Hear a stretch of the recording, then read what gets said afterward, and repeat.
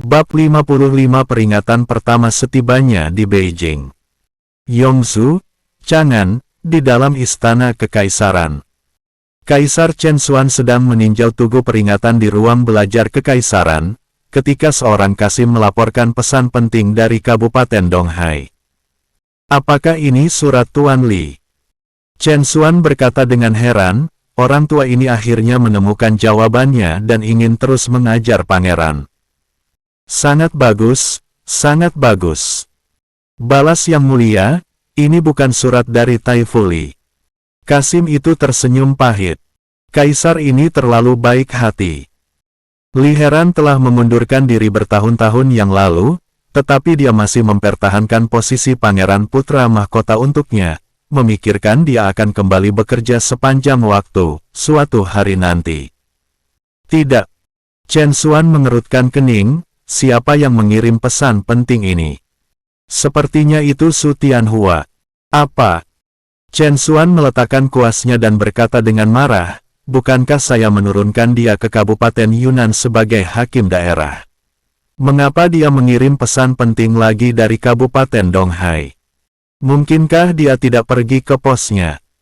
Bajingan ini, lain kali aku melihatnya, aku akan memberinya 50 pukulan. Kasim Lian mengatupkan bibirnya, merasa sangat meremehkan, 50 pukulan besar. Dia menghina pelayamu, dan kamu tidak ingin melihatnya aku memukulinya. Dia bahkan tidak mau berhenti menjabat sebagai pejabat. Sebaliknya, dia diminta untuk menjabat sebagai hakim daerah kelas 7. Setelah beberapa tahun pelatihan, dia mungkin akan dipercayakan dengan tanggung jawab penting ketika dia kembali ke istana. Berikan padaku suratnya. Chen Xuan berkata dengan acuh tak acuh, saya ingin melihat apa yang akan dikatakan bajingan ini kepada saya. Lian menyerahkan buklet dan sebotol anggur pada saat yang bersamaan. Minuman keras. Chen Xuan tertegun sejenak. Mungkin. Lian berkata, guci ini dikirim dengan surat pemberitahuan. Dia belum membukanya dan tidak tahu apa isinya. Namun, dia bisa mencium aroma anggur, jadi itu pasti anggur. Mendengar ini, sudut mulut Chen Xuan melengkung tanpa sadar. Tidak buruk. Su Tianhua masih perhatian. Bahkan setelah diturunkan pangkatnya, dia tidak lupa memberiku minuman.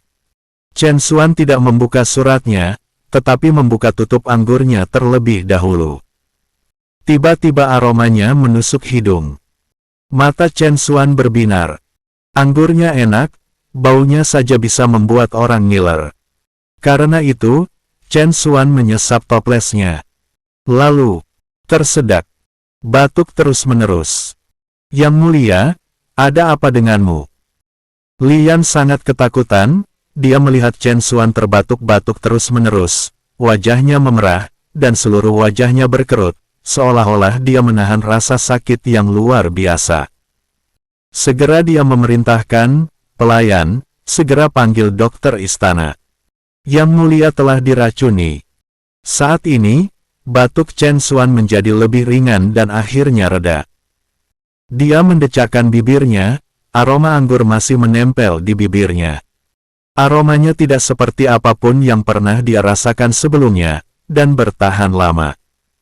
Dia peminum yang baik dan tidak bisa tidur tanpa minum beberapa mangkuk anggur setiap hari. Untuk itu, petugas pencicip wine ditunjuk secara khusus. Dapat dikatakan bahwa dia sangat mengenal anggur. Setelah memikirkannya, dia tidak bisa menahan diri untuk tidak berseru, ini bukan racun, tapi anggur yang enak, anggur yang kuat. Lebih kuat dari anggur yang diberikan oleh Beinu. Tidak cocok diminum dalam jumlah banyak, tapi sebaiknya diminum sedikit-sedikit. Chen Xuan meminta Kasim untuk mengambil gelas anggur, menuangkan secangkir kecil, dan mencicipinya sedikit demi sedikit. Mata menjadi semakin cerah. Anggur yang enak, anggur yang sangat enak. Elegan dan lembut, dengan sisa rasa yang lama, ini adalah anggur yang sangat layak. Hahaha. Su Tianhua benar-benar menteri setiaku. Dia berada jauh di dunia, tapi dia masih mengirimiku anggur yang begitu enak. Aku harus memberinya hadiah. Saya tidak tahu kilang anggur mana yang memproduksi ini. Mengapa saya belum pernah mencicipinya? Yang Mulia, jangan lupa masih ada surat. Lian mengingatkan, Su Tianhua seharusnya yang menulisnya, dan Yang Mulia sudah mengetahuinya secara sekilas. Ya, ada surat. Baru kemudian Chen Xuan membuka lipatannya. Yang Mulia mengirim saya ke daerah Laut Cina Timur untuk menstabilkan rakyat. Saya menemukan anggur yang enak.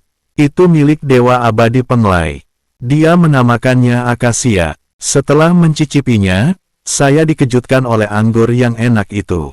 Saya memohon beberapa kali dan hanya mendapat setengah botol. Jadi saya mengirimkannya untuk Yang Mulia, agar Yang Mulia juga merasakannya. Hanya setengah botol. Chen Xuan bertanya pada Lian. Kembali kepada Yang Mulia, petugas anggur Su hanya mengirimkan setengah botol. Jawab Lian. Kamu bajingan, kamu hanya mendapat setengah botol anggur berkualitas seperti itu. Chen Xuan berkata dengan marah, setelah mencicipi anggur ini, bagaimana saya bisa minum anggur lain di masa depan? Tidak. Kirim seseorang untuk memberitahu Su Tianhua bahwa berapapun harganya, dia harus membawakanku 10.000 toples. Aku akan minum anggur kental semacam ini setiap hari. Jika satu botol saja hilang, saya akan memenggal kepala pelayan. Lian hanya bisa bergegas pergi, tapi segera dihentikan oleh Chen Xuan lagi. Tunggu sebentar, masih ada lagi yang kurang. Teks berikut ini lebih rumit. Su Tianhua menceritakan bagaimana dia bertemu anggur akasia secara kebetulan dan bagaimana dia memohon untuk mendapatkannya. Sangat tidak mudah memperolehnya, meskipun hanya setengah botol. Pada akhirnya, dia menghabiskan puluhan ribu tael perak untuk membeli hanya untuk satu toples. Terakhir, Su Tianhua meminta bantuan dari Dewa Abadi Penglai, dan memohon kepada Kaisar untuk menunjuk Dewa Abadi Penglai sebagai pejabat anggur, sehingga Dewa Abadi Penglai dapat terus menyeduh anggur akasia untuk keluarga kerajaan, di masa yang akan datang. Anggur akasia. Chen Xuan mencermati namanya dan berkata sambil tersenyum, belum lagi, anggur ini persis seperti namanya. Itu membuatku sedikit merindukan Su Tianhua. Di bagian akhir saya lampirkan lirik puisinya.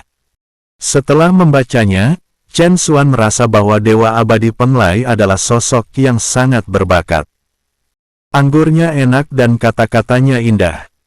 Keduanya sangat harmonis satu sama lain dan menyentuh hati. Hadiah. Chen Xuan dengan bersemangat menamparkan meja dan berkata, Su Tianhua menemukan anggur yang bagus untukku dan harus diberi hadiah 1000 tael perak. Kesalahan masa lalunya telah dihapuskan, dan dia dinyatakan harus kembali untuk memasuki istana dan terus menjadi pejabat anggurnya. Dewa Abadi Penglai juga pandai menyeduh anggur, dan dia dianugerahi gelar petugas pencicip anggur ke-7 kekaisaran. Biarkan semua anggur yang dia buat dikirim ke istana.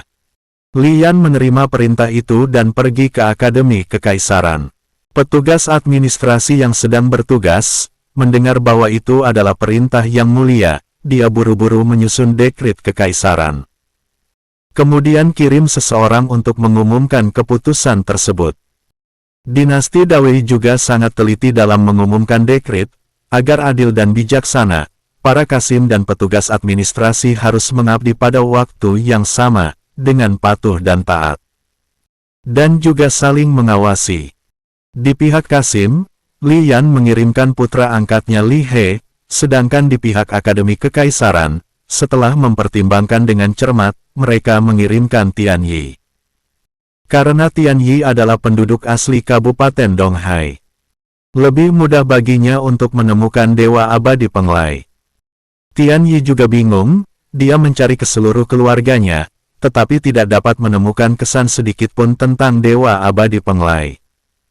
Li He, dia bahkan tidak mendapatkan informasi sama sekali. Setelah beberapa kali diskusi, keduanya memutuskan untuk pergi ke Kabupaten Donghai terlebih dahulu, Li He bertanggung jawab menemukan Su Tianhua, sedangkan Tian Yi meminta kerabatnya Tian Fuhai untuk mencari tahu alamat Dewa Abadi Penglai. Setelah 7 hari berturut-turut sibuk bekerja, Zhao Ping sangat lelah. Jadi dia tertidur, tetapi terbangun sebelum bisa tidur nyenyak. Bukan ayam jago besar milik tetangga yang membangunkannya, melainkan suara petasan. Wabah telah teratasi, dan penduduk desa menyalakan petasan untuk merayakannya. Itu langsung membangunkan Zhao Ping. Ketika dia bangun, dia menyadari bahwa Wen Hui juga telah menyalakan petasan.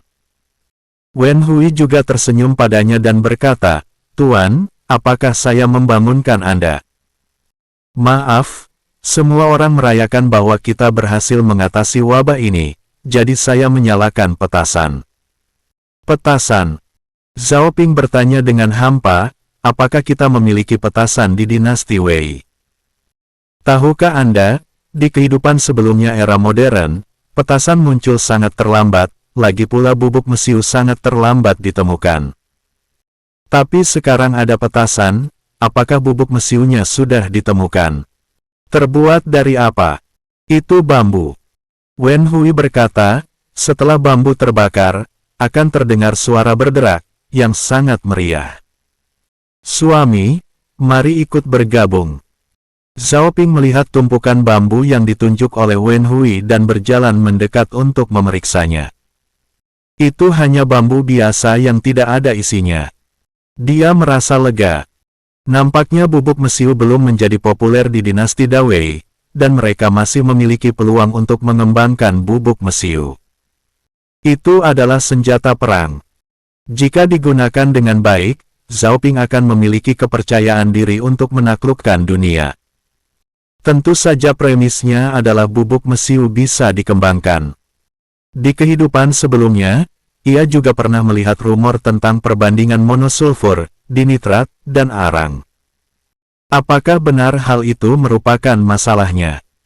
Tidak ada yang bisa menjaminnya, dan dibutuhkan banyak percobaan untuk mengetahui rumus sebenarnya.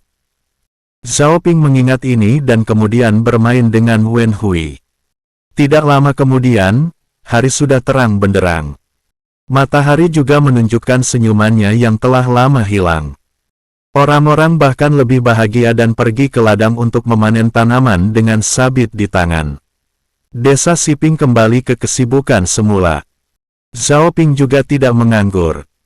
Ludasan dan putranya Luciu sibuk membuat peralatan untuk tempat pelatihan selama periode ini, dan akhirnya menyelesaikannya. Zhao Ping mengajak Xia Kuan dan yang lainnya untuk membangun markas. Palang sejajar, palang mendatar, karung pasir, pancang kayu, panjat dinding, dan lain-lain, walaupun tidak sebaik teknologi modern, namun semuanya tersedia. Zhao Ping mulai melatih orang-orang ini sesuai dengan rencana yang dibuatnya. Dan dia tidak berpartisipasi dalam pelatihan. Sekarang dia telah memutuskan untuk mengubah situasi saat ini di Kabupaten Yunnan, dia harus memulai persiapan.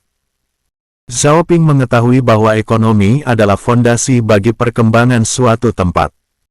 Tanpa perdagangan yang memadai, akan sulit memberi makan begitu banyak orang hanya dengan bertani, terutama karena teknologi pertanian dinasti Dawei sangat terbelakang, dan 1 hektar tanah subur hampir tidak dapat menghasilkan 1 ton.